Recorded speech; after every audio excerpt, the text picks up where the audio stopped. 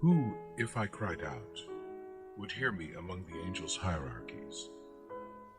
And even if one of them pressed me suddenly against his heart, I would be consumed in that overwhelming existence.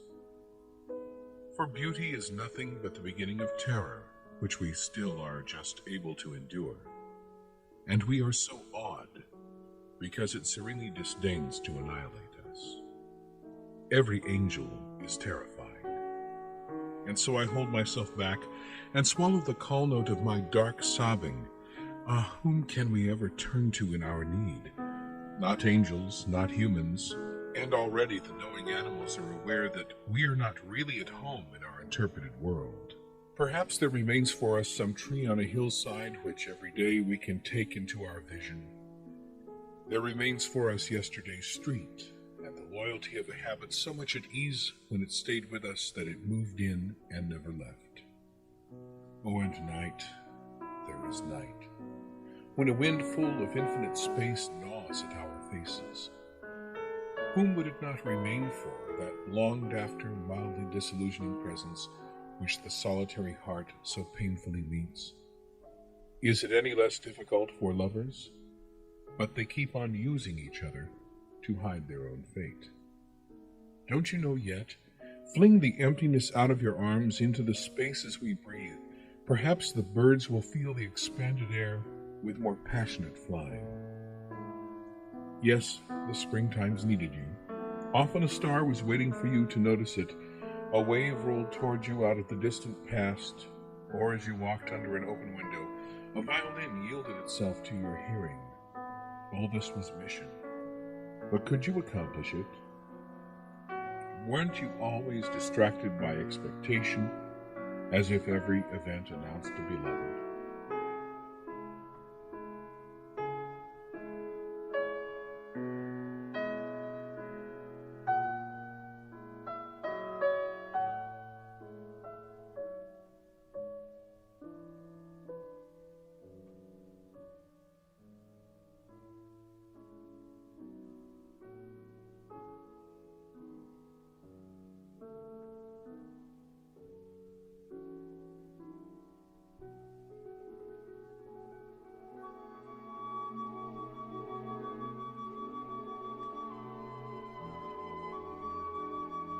Where can you find a place to keep her, with all the huge, strange thoughts inside you, going and coming and often staying all night? But when you feel longing, sing of women in love, for their famous passion is still not immortal. Sing of women abandoned and desolate, you envy them almost, who could love so much more purely than those who are gratified. Begin again and again the never-attainable praising. Remember, the hero lives on. Even his downfall was merely a pretext for achieving his final goal.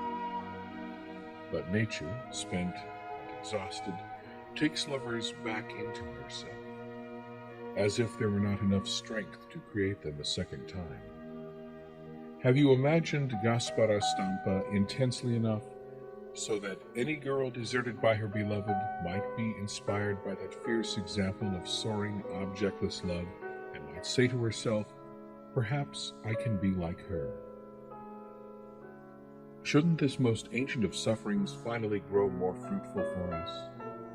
Isn't it time that we lovingly freed ourselves from the beloved, and quivering endured, as the arrow endures the bowstring's tension, so that gathered in the snap of release it can be more than itself? For there is no place where we can remain. Voices, voices, listen, my heart, as only saints have listened, until the gigantic call lifted them off the ground. Yet they kept on, impossibly, kneeling and didn't notice at all, so complete was their listening. Not that you could endure God's voice, far from it, but listen to the voice of the wind and the ceaseless message that forms itself out of silence. It is murmuring toward you now from those who died young. Didn't their fate, whenever you stepped into a church in Naples or Rome, quietly come to address you, or high up, some eulogy entrusted you with a mission, as last year on the plaque in Santa Maria Formosa? What they want of me is that I gently remove the appearance of injustice about their end, which at times slightly hinders their souls from proceeding onward.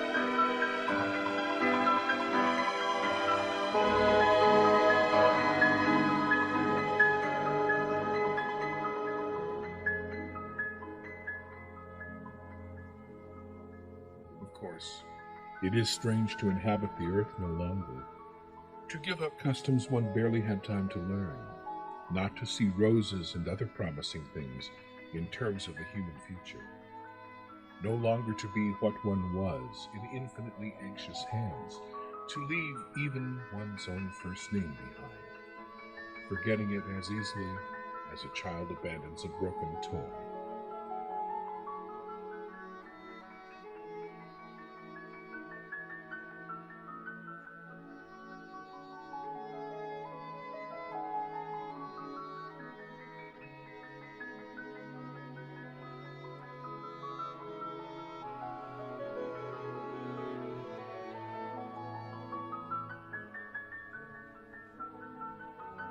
Strange to no longer desire one's desires. Strange to see meanings that clung together once floating away in every direction.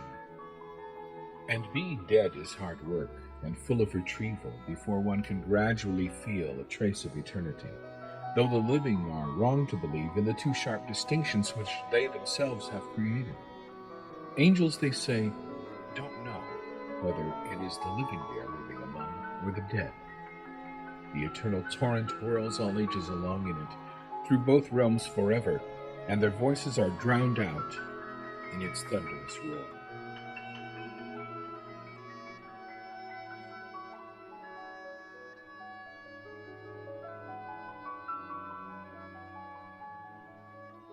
In the end, those who were carried off early no longer meet us. They are weaned from earth's sorrows and joys as gently as children outgrow the soft breasts of their mothers. But we, who do need such great mysteries, we for whom grief is so often the source of our spirit's growth, could we exist without them?